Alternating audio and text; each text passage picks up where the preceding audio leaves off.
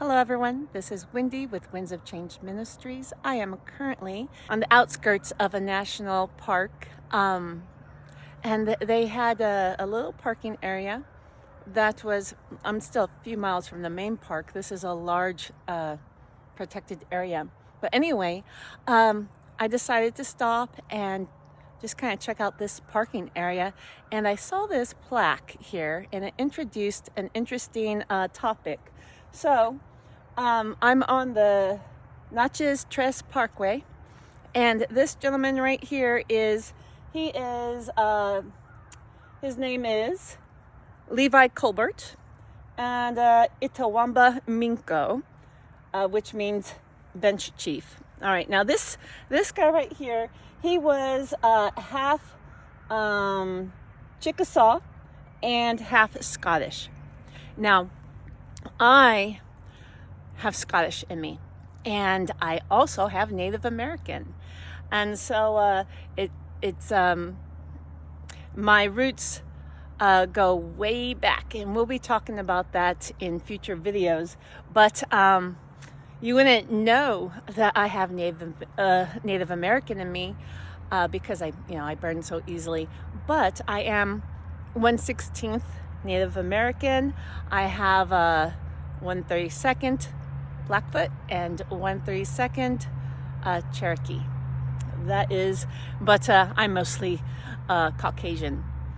Anyway, this guy, he was a negotiator. This is way back. So he was trying to renegotiate the Treaty of 1832 around the time of his death, and so that gives you an idea of what was going on. And that's around his death. He was actually, I believe, part of the original treaty. He was just trying to renegotiate the terms and make it a little bit more favorable for the Native American. I was driving down the road, and a huge flock of turkey, I saw them along the road.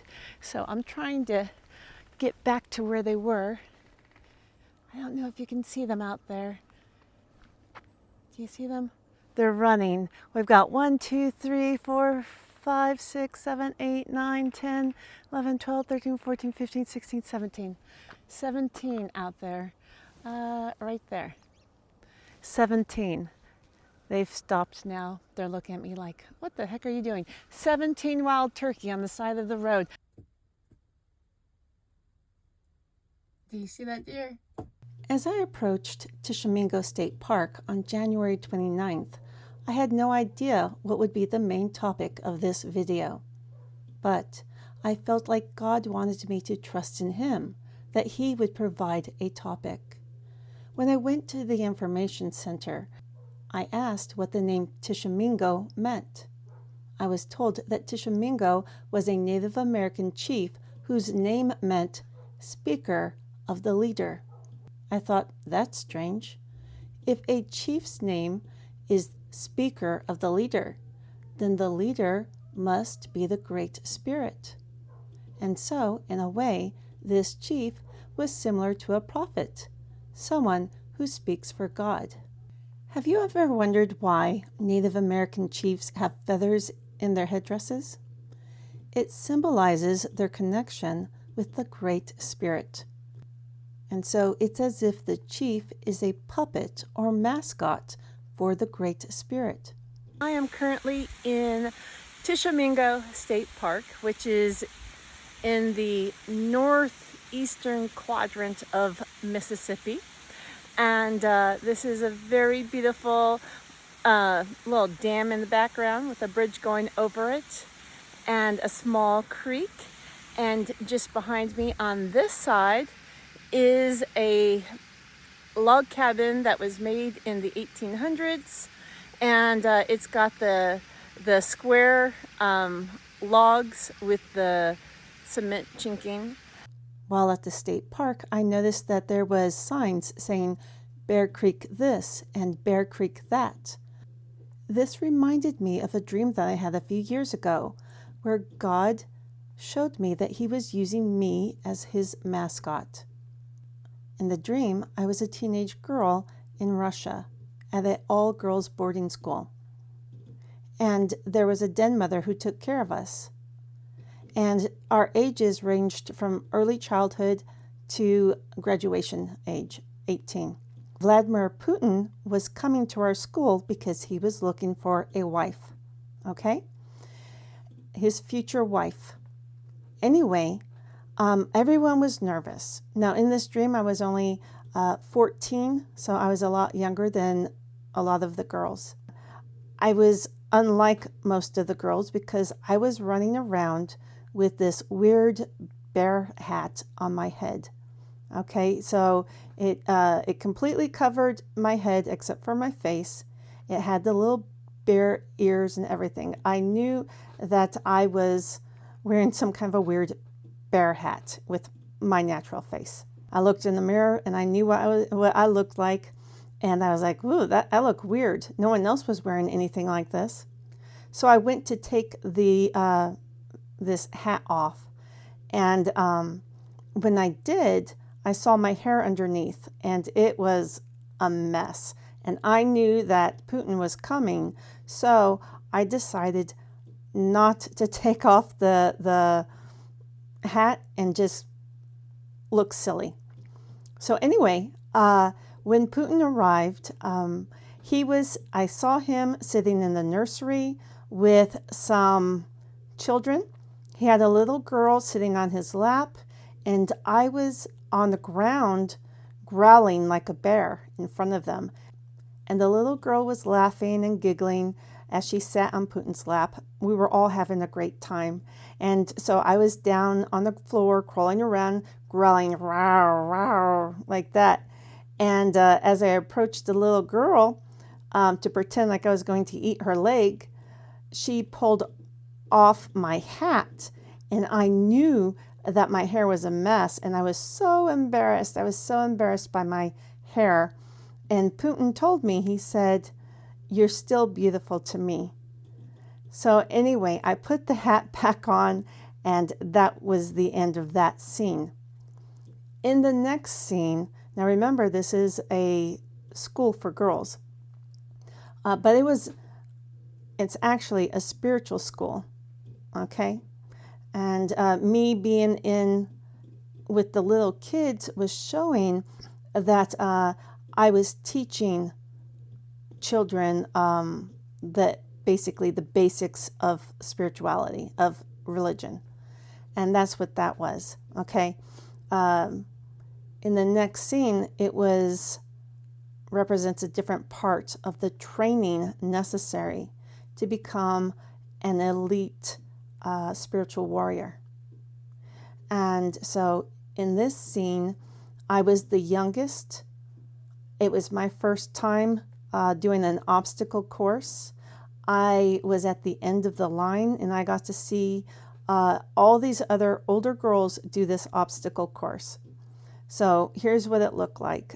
So basically, everyone climbed up to a tall platform that was several stories high, and then they went on a cord. They went on some kind of a rolling device and started sliding down the cord to a lower platform where the den mother and Putin were at, okay?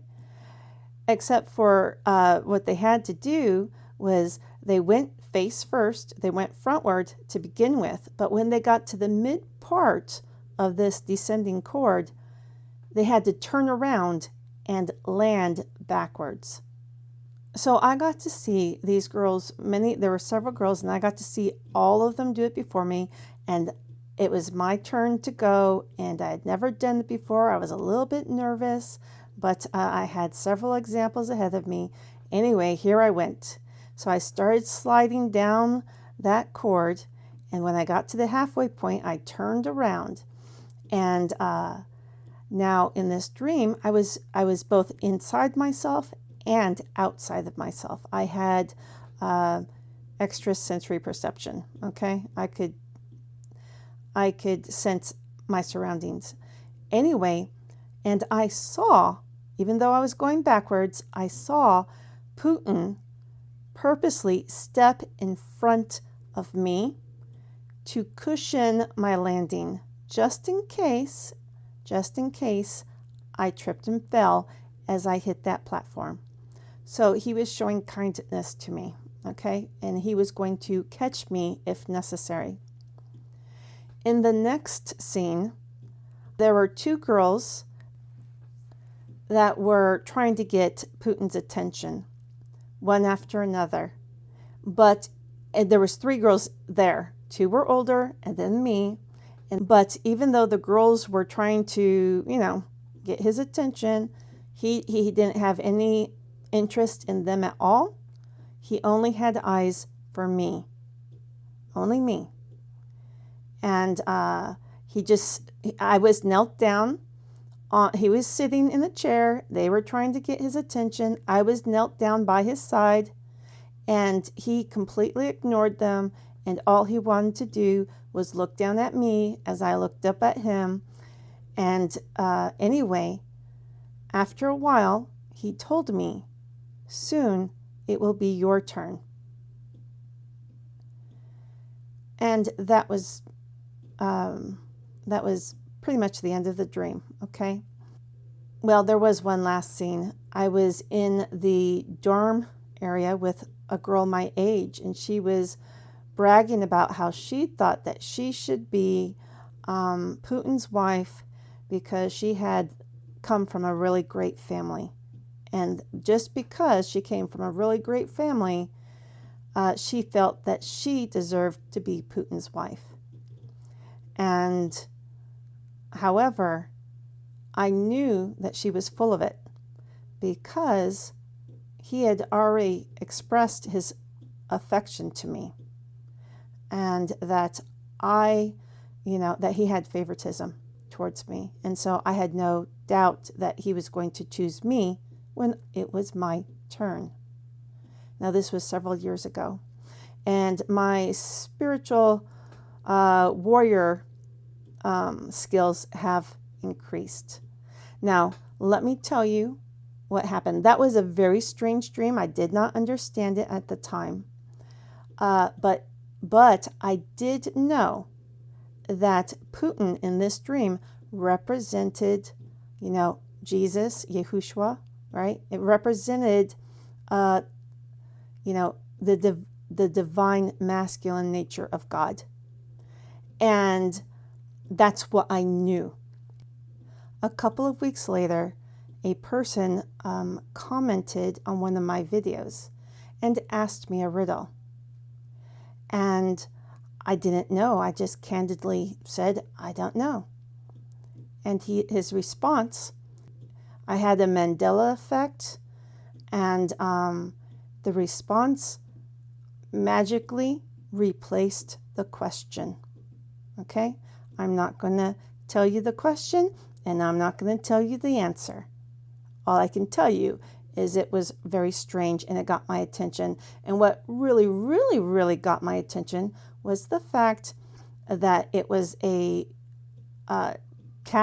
profile image was a Catholic icon of Jesus, except for the face of Jesus was Putin. And so I knew, because of my dream, that this was an invitation for advanced spiritual training.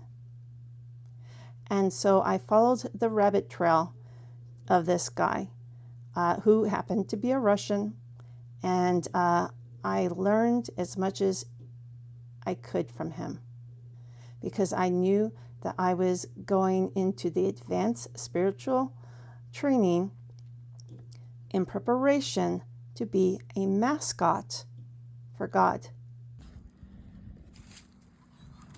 So I'm out at this state park and met up with some dogs that were loose. So I went ahead and let Dexter loose. They're having a good time just running around.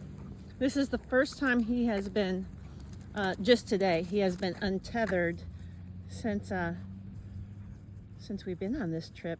He's either been on a cord or been on the leash, or he's been trapped in the van, one of the three. So when I pulled into the park, I asked them, what's the main event here? What you got? and they said most people come for the swinging bridge. It says no more than 5 people on the bridge at a time. Well, there's me and 3 dogs. I hope they don't push me off. Here we go.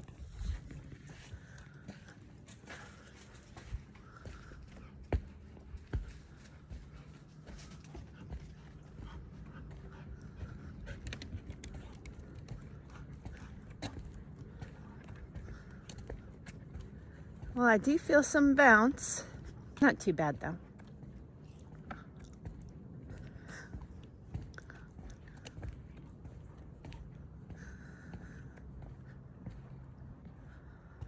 A nice lazy lazy river.